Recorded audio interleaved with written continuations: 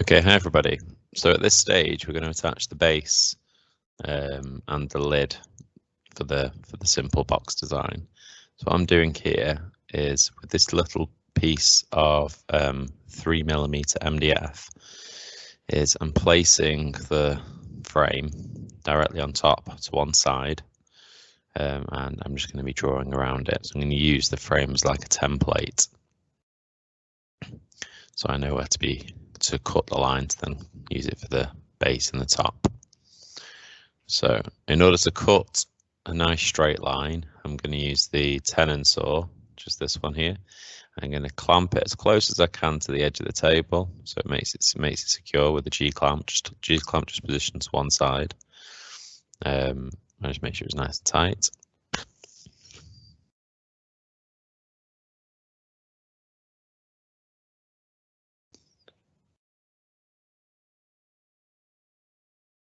Okay, and now at this stage, just very slowly cutting through. It should cut through fairly easily because it's only 3mm thick.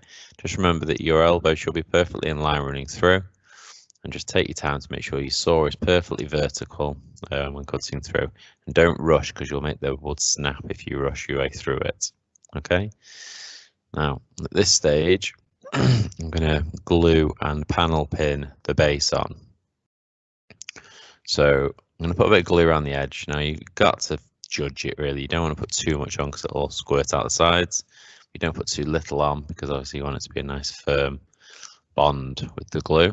So that is PVA wood glue I'm using, and you can see I'm using a scrap piece of wood to help me spread out the glue. Obviously you could use a glue spreader if you wanted to. I just find a scrap piece of wood works just as well. Just reusing that a little bit. Now, when you're finished, just place it on top, and then you need to get the panel pins. Now you're looking for a panel pin that is fairly small. It doesn't need to be much bigger than 1 centimetre. A little small panel pin, about 10mm big. I'm going to mark out exactly where I want the panel pins to go. Now what I'm doing is I'm looking at how thick the piece of wood is, and I'm marking the middle in between the two pieces. So I want the panel pin to go right in between the two, right in the middle of the two. So if I put a dot in between the thickness of one of the lengths, just about there, and then use the tri-square, so then just make sure it's at 90 degrees, and repeat all the way around. So basically I'm just drawing at the halfway point, I'm drawing a frame around the outside. So I'm going to put my panel pins along that. Find the halfway point again and just draw the frame all the way around. It's important, obviously, the panel pins are going into the frame because obviously it won't connect it otherwise. Okay. Now, the next stage is to get a bit of cardboard. Now this is quite useful so you don't hit your fingers when you're hammering in the panel pins. So a little bit of scrap cardboard, and what you do is you push one of the panel pins halfway through a piece of cardboard vertically. You line it up with along one in the corner, in one of the corners of the frame that you just done, and then with panel pin hammer, just tap it gently, and then once it's in most of the way, pull away the cardboard, and then tap it in the remainder of the way. Okay, and then repeat on the other 3 sides.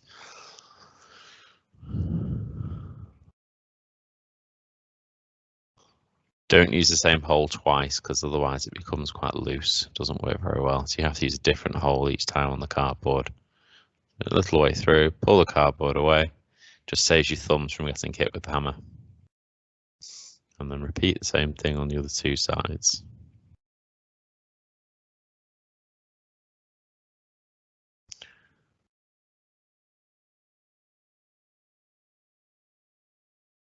All right, now at this stage, it's overhanging, the MDF is overhanging slightly. So what I need to do is I need to remove that section. So I'm going to use a surf form plane, 2 different types of files. I'm going to use a rasp file, which is a really rough file, and I'm going to use a flat file and a little bit of sandpaper just to smooth it afterwards. So this is a Surth form. It's like a cheese grater, and it just grates away. It's really good on MDF in particular. It removes the MDF really quickly, and you hold it at the front, hold it at the back. I always do a slight angle on it because of the position of the actual teeth on the Surth form, and then you can see very quickly you can just work along it and you can bring it down level with the frame.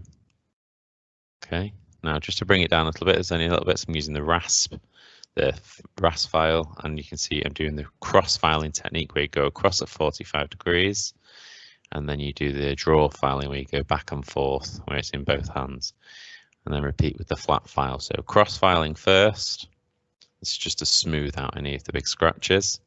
Cross filing first, and then draw filing afterwards, which is just back and forth to smooth it out. Now, later on, I'm going to sand it.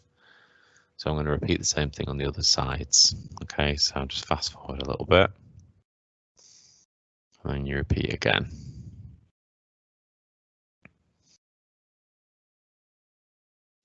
Just trying to make sure it's all nice and level.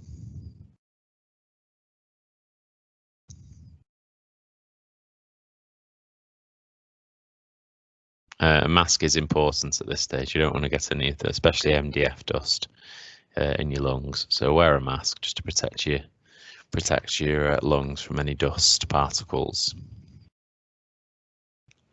And just make sure that the room is well ventilated. Okay, so that stage, the base is on, and I'm just going to give it a light sand for any little sections that are still sticking up. A little bit of sandpaper just to smooth it out a little bit.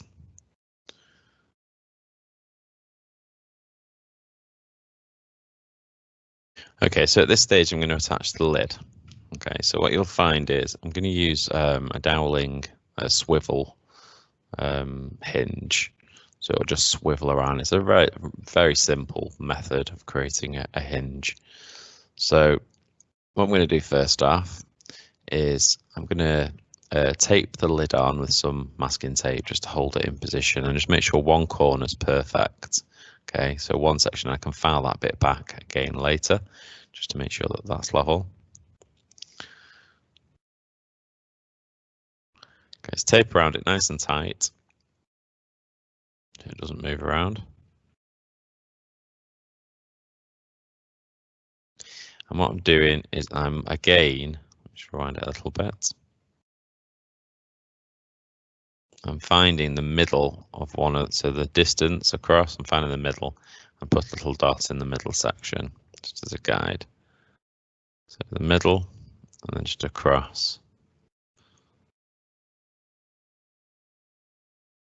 Now I've got to be careful at this stage because I don't want to drill a hole in line with the screw that I did for the frame, because if I do, then it's going to catch the screw when I drill the hole and the doweling won't fit in.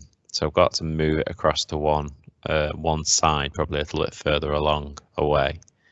So I'm moving it across, away from the screw hole. Just you can see around about here is much better. So about 2 centimeters in will do the job.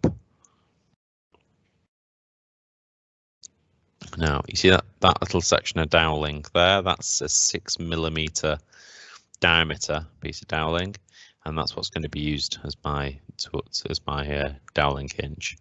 Okay, and I've clamped the frame or the box down with a quick release clamp. I'm just double checking the thickness of the doweling with the rulers, the diameters one side to the other of the circle. And I'm going to choose the correct drill bit. So on the actual, if you look on the drill bit, you'll see the number or the diameter of the drill bit written on the drill bits. So you should hopefully find a 6 if you're after a 6 written just at that point. So it's 6mm. So I know that's the correct drill bit for that size doweling.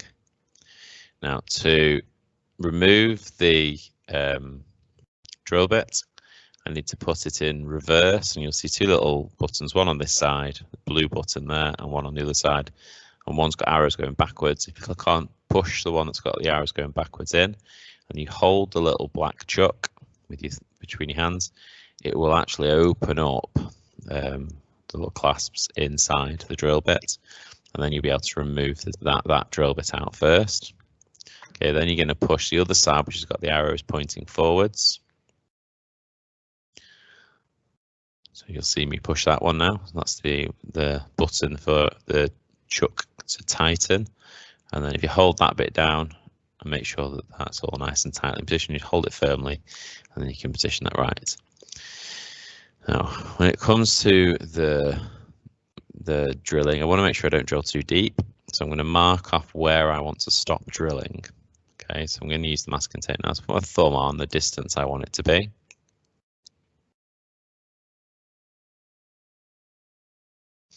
Just put a bit of masking tape around the depth I'm after. I'm going to stop when I get to the masking tape.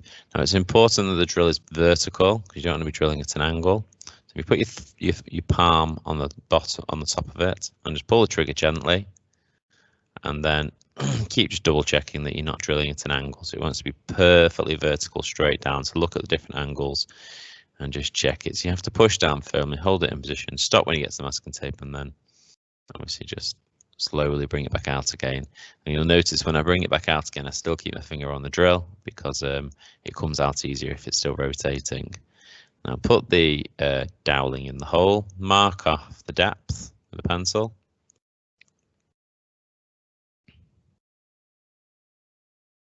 And then we're going to cut that to size. We're going to use a bench hook for this. So you put the rewind it a little bit. So you put the one of the hook sections of the bench hook, which is just this bit, or that section, into the vise, like so. And then you take your doweling, rest it against this hook, and then slowly cut through. You've got to do it slowly because you don't want it to splinter at the end. I've actually got the bench hook the wrong way around there. The little gap should be on this side and it's on that side, so I should have flipped it over, but it still works just as fine. So just remove any little splintering bits off it, and then you're just going to push it in.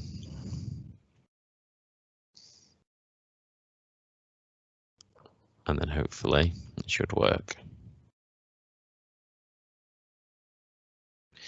Now at this stage, I'm going to push a bit of glue into any of the little gaps, just to try and squeeze a bit of the glue in so that it glues into position. If I was to do it again, I wouldn't have put the glue in at this stage. I would have waited till afterwards, once I was ready to start painting it, or after I'd painted it actually, because I kept on finding that, well, one, I didn't wait long enough for the glue to actually set. I got a little bit impatient and carried on making it too soon. Maybe if I'd have waited for a while, a bit longer, a few hours, it would have set much better and I wouldn't have had the same issue. But you only put glue on one section, you don't put glue on the doweling inside the hole, otherwise it won't rotate. So it needs to just go either, you can go either inside the hole, but I think it's better if it's on the lid. It will rotate better if it's on the lid, otherwise the lid will just keep popping off. So you put the glue in that position. Okay, now at this stage, I'm just going to file it all down again in the same method that we discussed before.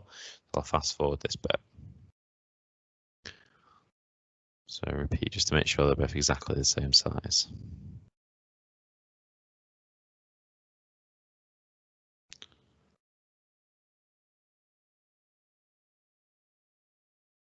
Okay, just make sure it's all nice and smooth.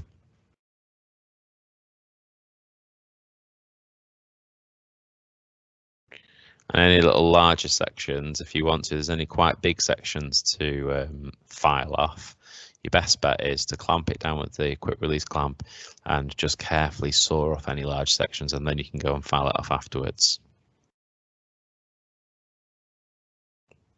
Let's see, just taking your time to try and get it all to exactly the same size. And then just sanding it back afterwards. Okay, so the box is effectively done. And it does work, although I should have left it for longer, like I said, for the glue to set, and it would have worked better. Okay, thank you.